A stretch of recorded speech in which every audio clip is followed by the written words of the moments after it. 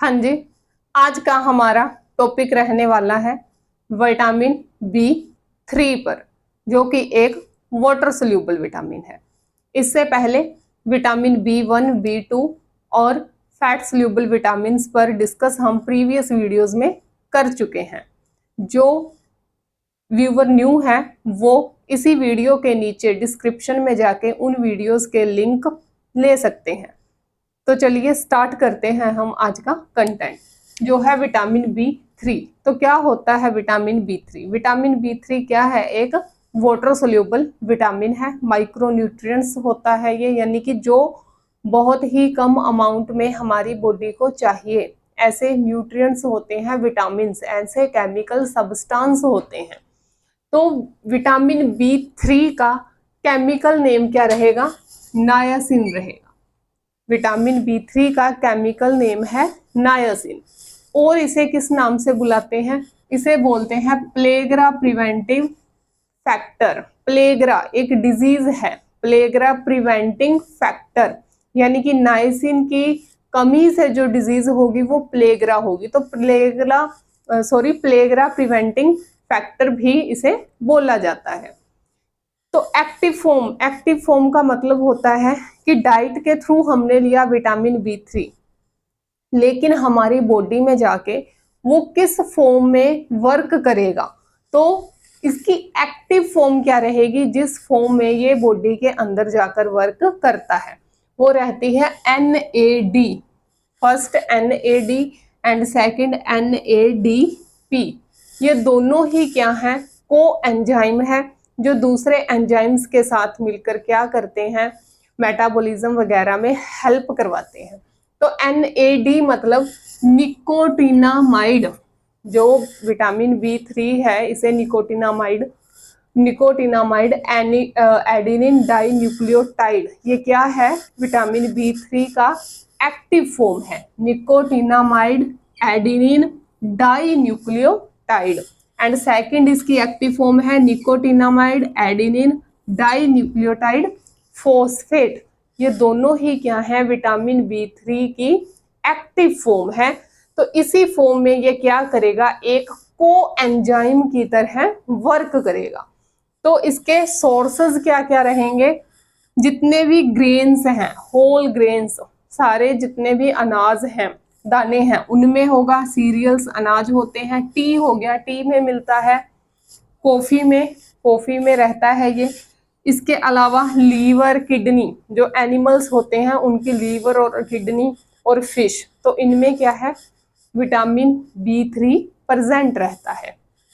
Work क्या रहता है इसका? फंक्शन ये कैसे करता है? तो एक तो ये वर्क करता है को एंजाइम की ही तरह। कोई भी बॉडी के अंदर जो रिएक्शन हो रही है, कोई फूड हमने लिया डाइट के थ्रू, वो बॉडी में अब उसका मेटाबॉलिज्म होगा। तो मेटाबॉलिज्म के टाइम जो रिएक्शंस होती हैं, तो उनमें जो एंजाइमेटिक, यानी कि जो एंजाइम्स रिएक्शंस करते हैं, उनमें क्या है? ये हेल्प करता है। तो एंजाइम्स के साथ एंजाइमेटिक जो रिएक्शंस हैं, उन रिएक्शंस में ये कैसे रोल प्ले करेगा? एक को एंजाइम की तरह वर्क करेगा। इसके अलावा जो रिएक्शंस होंगी, अब उन रिएक्शंस में चाहे आप क्रेब्स साइकिल देख लो या ग्लाइकोजिनोसिस देख लो, ये मेटाबॉलिज्म की क्या है? साइकिल्स हैं। ग्लाइकोजिनोलाइसिस, ग्लाइकोलाइसिस, जिसमें क्या है? फूड पार्टिकल्स टूटते हैं। तो उनमें क्या है? कुछ हाइड्रोजन जो रहते हैं, हाइड्रोजन और इलेक्ट्रॉन्स, उनका ट्रांसफर होता रहता है। कितने इलेक्ट्रॉन्स मिलेंगे, कितने निकलेंगे, जो निकलेंगे उनसे ATP में हमें कितनी एनर्जी मिलेगी। तो वो जो हाइड्रोजन रिएक्शंस, हाइड्रोजन के जो बॉन्ड्स हैं या इलेक्ट्रॉन्स हैं, वो जो निकलते हैं, यानी कि उनका ट्रांसफर होता है, उनमें भी क्या करता है? ये एक ऑक्सीडेशन रिडक्शन, यानी कि रिडक्शन, रिड्यूस करना। तो जैसे कि आपने देखा होगा NAD+ है, वो आगे कन्वर्ट होता है NADP के अंदर। ऐसी रिएक्शंस होती हैं जिनमें हाइड्रोजन बॉन्ड कभी प्लस हो जाते हैं तो कभी माइनस हो जाते हैं। तो मेनली ये एक तो को एंजाइम की तरह वर्क करेगा, और सेकंड जो ऑक्सीडेशन रिडक्शन की जो रिएक्शंस होती हैं, तो ये उनमें क्या करता है? हेल्प करता है। तो ये थे इसके मेजर 2 फंक्शन। इसके बाद है इसकी डेली रिक्वायरमेंट, बॉडी को कितनी चाहिए। तो जो इन्फेंट है, इन्फेंट में चाहिए 6 mg per day, 6 mg per day infant के लिए। चिल्ड्रंस आ गए बच्चे, तो 10 से 15 mg पर डे, और अडल्ट्स में 15 से 21 mg पर डे। तो ये इसकी डेली रिक्वायरमेंट रहेगी। इसके अलावा डेफिशिएंसी देखें तो एक मेजर इसकी डेफिशिएंसी है कि इसकी कमी से क्या है, प्लेग्रा डिजीज होती है, जो क्या है लाइफ थ्रेटनिंग बोल सकते हैं, या जिसकी वजह से पर्सन की डेथ तक हो सकती है। तो प्लेग्रा में क्या रहता है, प्लेग्रा को 3D डिजीज भी बोला जाता है। 3D मतलब इसमें 3D प्रेजेंट रहते हैं। डी कौन से, फर्स्ट डी इज डर्मेटाइटिस, यानी कि स्किन के अंदर इन्फेक्शन हो जाना, क्या कहलाएगा, डर्मेटाइटिस। तो एक तो अगर ये डिजीज हो गई तो पर्सन की जो स्किन है उसमें इन्फेक्शन होना स्टार्ट हो जाता है। सेकंड है डिमेंशिया। डिमेंशिया एक जो कह सकते हैं कि मेंटल डिसऑर्डर है या डिजीज है। तो डिमेंशिया में क्या होगा, पर्सन भूलना शुरू हो जाएगा, कंफ्यूजन हो जाएगी, पर्सन को कुछ समझ नहीं आएगा, वो हमेशा कंफ्यूज्ड टाइप का रहेगा। तो इस तरह के क्या है साइन सिम्टम्स आते हैं। क्लाउडी सी कॉन्शियसनेस हो जाएगी, कभी कुछ याद नहीं रहेगा, रिसेंटली जो चीजें रखी हैं वो भी भूल लेगा।